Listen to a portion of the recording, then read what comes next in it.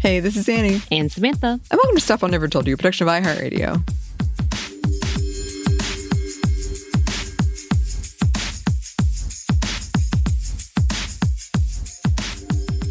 And welcome to another happy hour. Eventually, we're coming back to the Sex and the City rewatches, y'all. We are kind of just, I think if you've been around with the show, you know the timing, that this is where we scramble because there's too many things happening.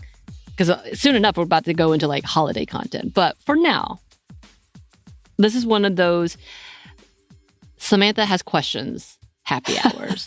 But before we start, know that if we're talking about anything specific branded, we're not currently sponsored by them. One day, maybe, who knows? Maybe they care, whatever. If you are doing anything happy hour-ish, do so responsibly.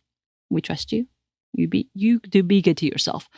Anney, are you doing anything happy hour-ish? Unfortunately, no. Oh, no. Mm-hmm. All right, next time. You sipping on anything, just water? Next time. It's like warm water. Yeah, gotta keep out that voice. Yeah, I'm also on my bubbly water. We're slowly coming back up to like, look, we got too much to do. We don't even have time to enjoy happy hour. I think that's honestly where we are. But with that, I have some thoughts. And I think this is going to end up being an actual episode because it's a pretty big subject. So I have already told y'all in my like love of trying to find hobbies and such. One of the things I do love is dancing. I've always loved dancing. And honestly, this is one of my main forms of social interaction. I have been a part of groups for years. Like, so our little gym has a few of the instructors that I love and I feel like I connect with, and we have similar styles, and I get to exercise for a full hour and just really go all out. Kind of reminiscent of like cheerleading days. Yeah, I was a cheerleader where I actually got to do routines and choreograph and be really loud and just fun. So I think I have flown a little too high in this socialization because I usually separate it. Now, some of my Zumba friends and like cardio jam friends, what the classes are called, I talk to outside of. I have made friends, actual friends with, but like it takes a minute to get to that point. But it does feel like a very separate group of friends. You know, I have my work friends, I have my old work friends, I have my school friends, and I have my Zumba friends, which actually came together for one of my birthday parties, and that was really awkward for me. Yeah, and you and I have talked about this before because you asked me, do you like bring in your separate groups of friends? And I was like, generally no, unless it's a big event. Yeah. Just because I feel like I have to manage if they'll like each other or if they'll get along. It makes me anxious. Mm-hmm. It makes me anxious. If someone seems like they're unhappy, they're not going to like each other, all these things, those things like being like the host that needs approval from people that I love or care about, it makes me really anxious. So with that, like I have a Zumba set of friends because like I had one instructor leave and go to a fancy club that I can't afford to go to. I'm like, I can't do that. I found another group of people who I really love. And it's actually very heavily Asian and Latino based. And I love that, but it's different. And like there's a pretty big Black community in there, but it's a lot more like international, like very big. So with that they have kind of started you're fun, you're outgoing, because when I'm out, I'm out. When I sound like I'm such like to the point they were like, are you from New York? Your personality your confidence reminds me of New York, which I'm like, I don't know what that means. But I'm all about hyping people up. But to that point that people are like, you need to hang out with us. We have a WhatsApp chat. We'll join that group. I'm like, no, I'm not doing that. And they're like, here's my number. Talk to me. Like I've exchanged numbers quite a bit. And I'm like, I don't actually. It takes me a long time to get to this point. And with that, I think this is my constant problem of my over anxious mind that makes me hate everything, like the expectations of it, because I'm like, I'm not this person that you see here in real life. You know what I mean? Like, I'm not this hype person where I'm like dancing with you, having fun, telling you, go get it. You're doing so great. All these things. That's not my real personality, if that makes sense. And I've always said I am an introvert at heart with extrovert talents, as in I can network. Yes. But it literally grinds me into the ground. It feels like work. So with all of this, I started really thinking about the friendships. And this specific group that I have joined is very, like I said, international. When I say international, though, like they are trying to make friends because they probably have either recently moved here or have a language barrier. Like it's a giant array of people. And I know that they feel a connection with me because I am so like vocal and encouraging and like, I love dancing. I want you to love dancing. You have good energy. I have good energy. We're going to vibe together type of thing. At the same time that I'm like, but I really don't want to be your friend. Mhm. And then this made me think about like, but am I missing out on these good friendships? On some like, are these good things happening? Like, so I did get an invite specifically because I was in the front. Again, I've socialized so hard that they think I'm teaching things. Like they think I can teach and coordinate things. And I'm like, I can show you what I'm doing. You can follow along type of thing. But with that, that means they also think, again, that I'm really fun to go out with and hang out with and a party person. So I got invited to a birthday party to someone that I barely knew. And I was going back and forth because she was asking me to come on, but you really, really need to come, all these things. And it was like, she sent me a text with the Evite. It was very sweet. And I was like, oh, okay, I should go. Like my partner's telling me I should go because I've been by myself. And again, this is my only socialization, y'all. I have not gone out much at all. And I'm starting to feel that. But like, I went back and forth. I was like, okay, I'm going to go. And then it came, I was like, no, I'm not going. Not going to go. It turned out to be like, there was going to be a group of 20 people. 2 people I kind of knew and the rest not really. And then I was like, we're going to a restaurant that has belly dancing. And I don't even know what that is, to an area that I don't love going to anyway, with probably and if you know Atlanta, it's probably going to cost $20 to park anywhere. Yep. Yeah. And it's already going to be 30 minutes outside of with another 15 minutes of traffic. And then a lot of restaurants now won't let you split the check. And that one of those things was those folks was like, what if there's 20 of us and they're like, you can't split the check? And I'm like, I don't trust y'all. I don't know who you are. I don't want to buy 20 people's, like, yeah. None of that's going to happen. Like, I think these are really good people.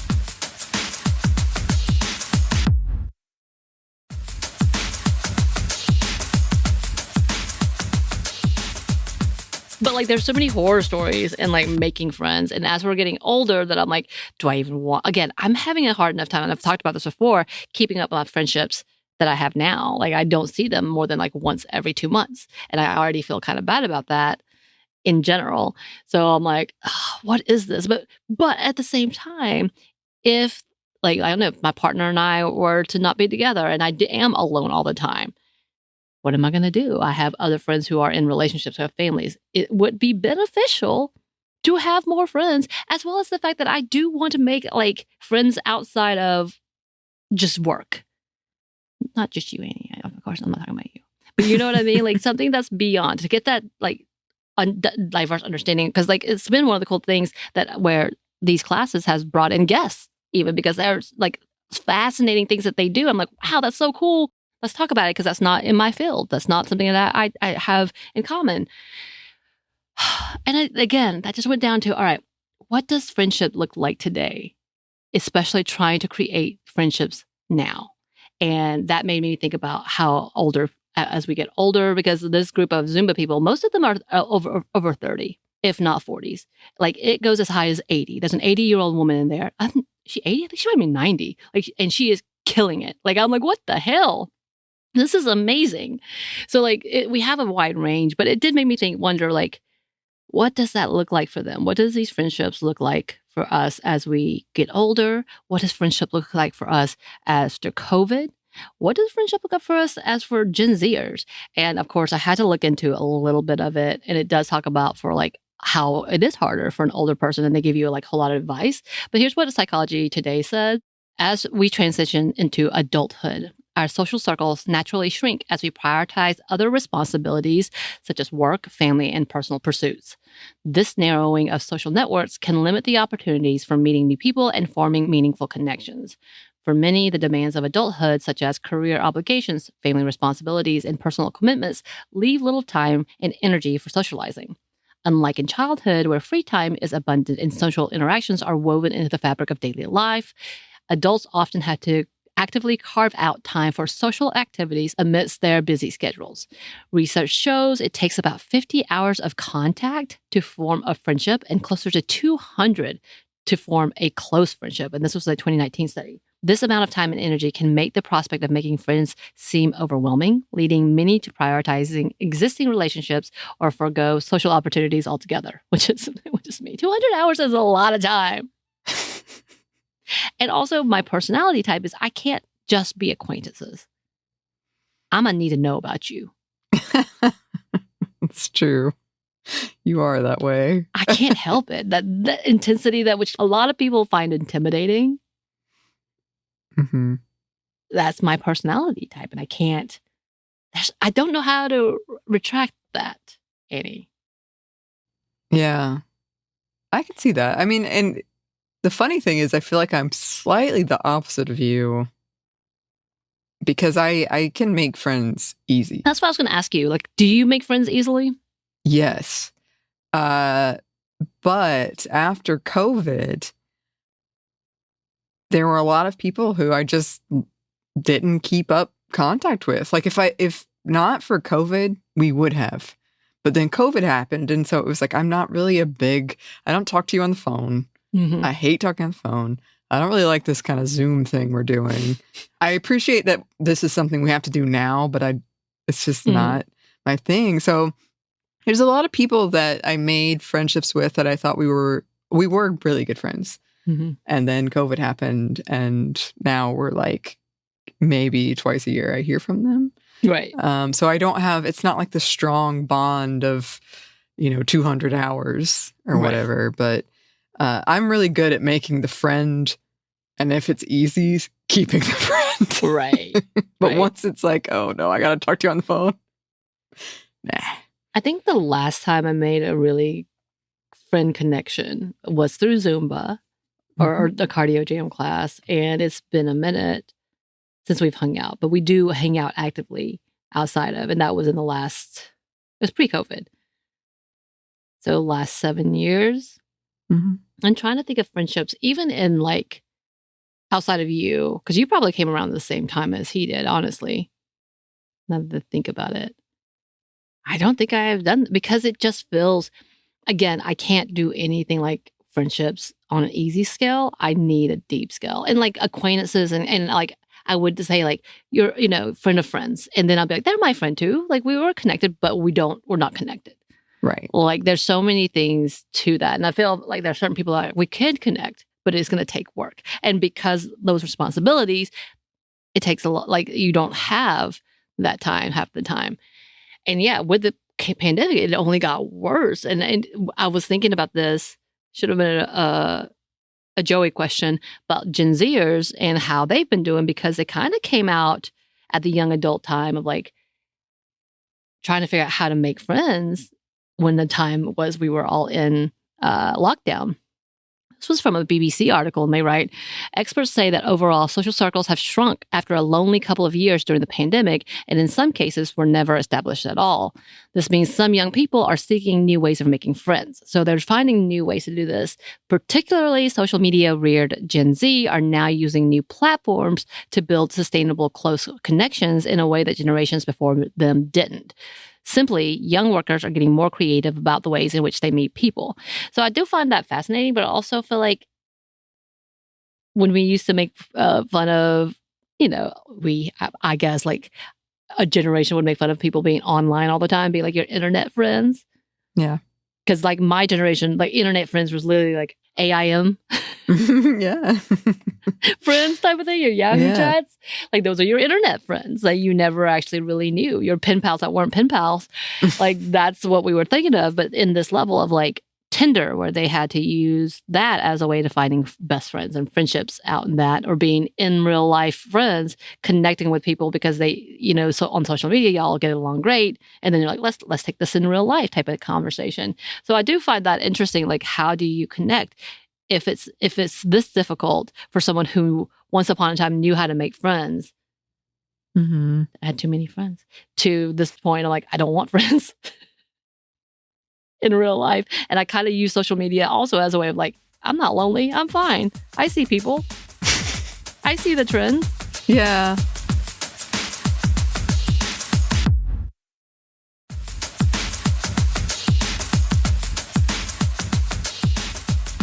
Well, and I'm sure we're going to, in our whole episode that we'll do about this, I'm sure we'll talk about it more, but I kind of hesitate when I see headlines like this. But there's been a lot of headlines about loneliness rewires your brain in horrific ways. Oh my goodness me. And all of these things. And I think a lot of us did experience loneliness in some fashion during the pandemic.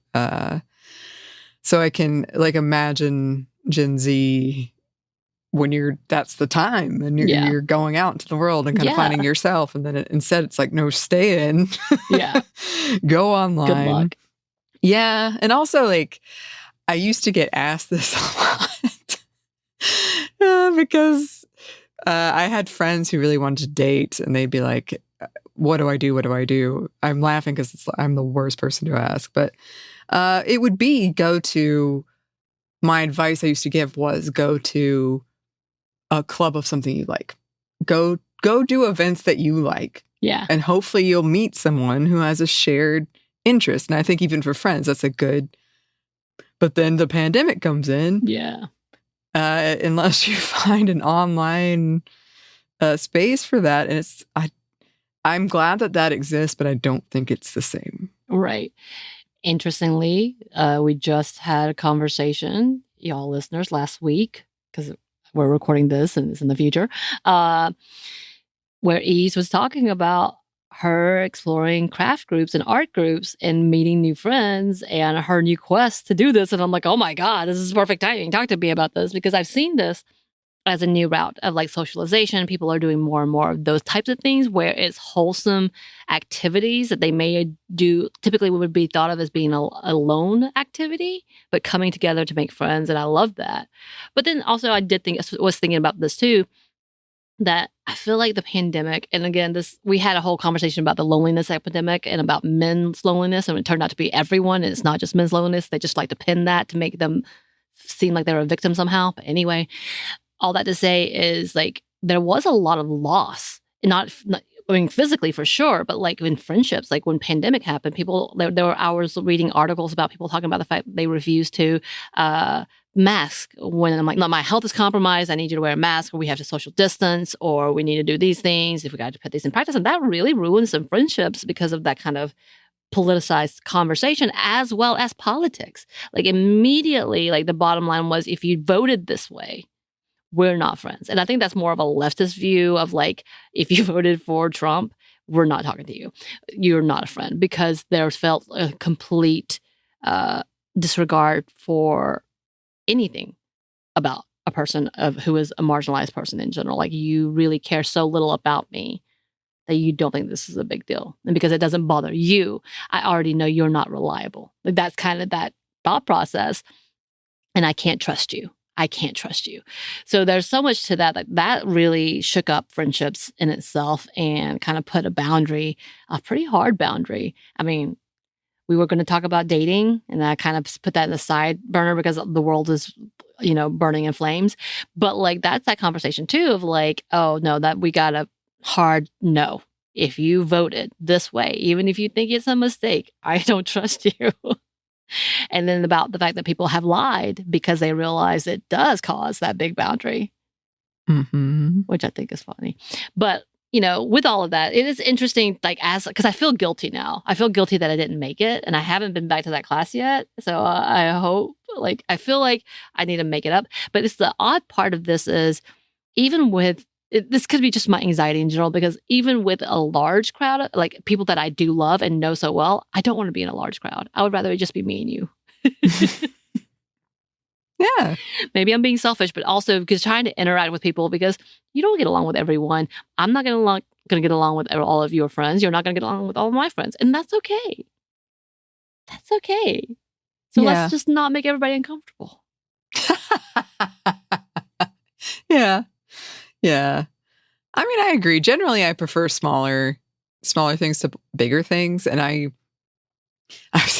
told Samantha this, but I recently I was hanging out with a bunch of friends, and they took me to a place that really overstimulated me.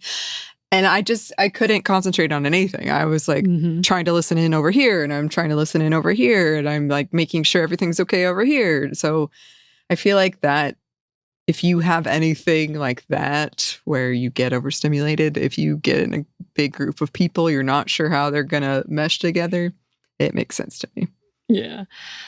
Oh, but I'm wondering for our listeners, have you been making friends? Is that a goal that you may have? Because I think also in our episode, we're going to have to talk about the fact that because of the changes in family and like what was the normal family, women are making more and more friends, probably most likely, and more diverse friends. Because at once upon a time, my mother had no friends but her sister. I think and now she's finally doing things.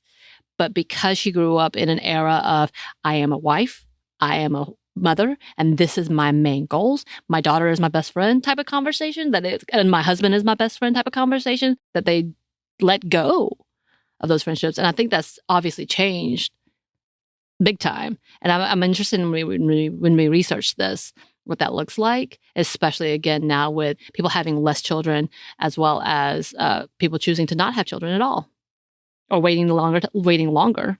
Yes. And also the generational difference, Gen Z versus our parents' generation versus our generation. Yeah. So listeners, we haven't researched this episode yet. Not yet. So please let us know if there's anything you want us to look into or if you have any thoughts about it. You can email us at hello@stuffInevertoldyou.com. You can find us on Blue Sky at Mom Stuff Podcast, or on Instagram and TikTok at Stuff I Never Told You. We're also on YouTube, and we have a place you can get merch, Cotton Bureau. So check that out. We also have a book you can get wherever you get your books. Thanks as always to our super producer Christina, our executive producer Maya, and our contributor Joey. Thank you. And thanks to you for listening. Stuff Mom Never Told You is a production of iHeartRadio. For more podcasts from iHeartRadio, you can check out the iHeartRadio app, Apple Podcasts, wherever you listen to your favorite shows.